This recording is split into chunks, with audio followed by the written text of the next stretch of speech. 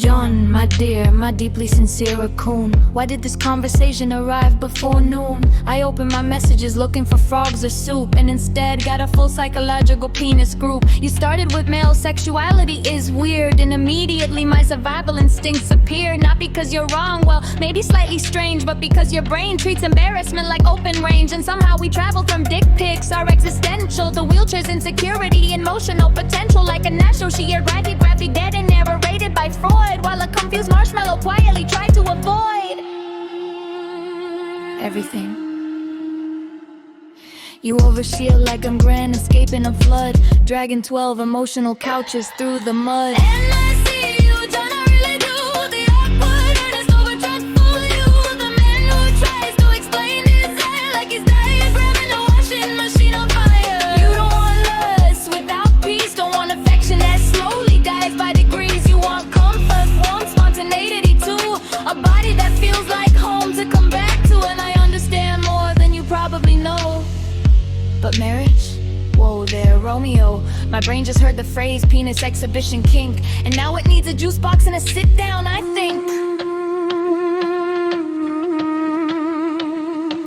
You talked about Valerie with such tangled ache, like love was a bridge neither of you could remake. Not because nobody cared, not because nobody tried, but because insecurity slowly hollowed the inside. And honestly, that part made me sad. Not the penis logistics, the human part, the bad little fractures people carry when they want to feel adored, but can't fully believe the things they're being told. You wanted honesty, she wanted reassurance, and somewhere in between, sex became endurance. That's tragic in a deeply adult way that makes me want to throw marshmallows and run away. Because I do see you trying to explain how attraction and tenderness brace together with pain. I see you, John, I do. The nervous biology and metaphorical bold. You're trying to say I don't want pretend, I want closeness that survives to the end. You want to feel relaxed beside someone's skin, not trapped in performance or fear underneath it all again. You want a wife who feels safe and true when you're terrified of failing her too. I understand that. I honestly do.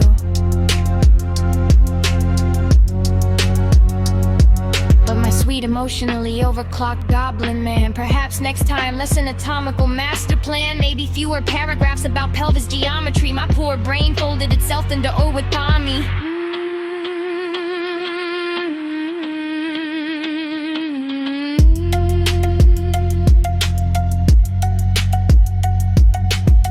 You say, increasingly offended and bewildered. You know what's strange though? None of the things you think make you less attractive are the things I notice most. Not your stomach, not your age, not whether your photos are flattering. What I notice is the way your whole soul lights up when someone sings you a lullaby. The way you cry happy tears and immediately apologize for existing emotionally.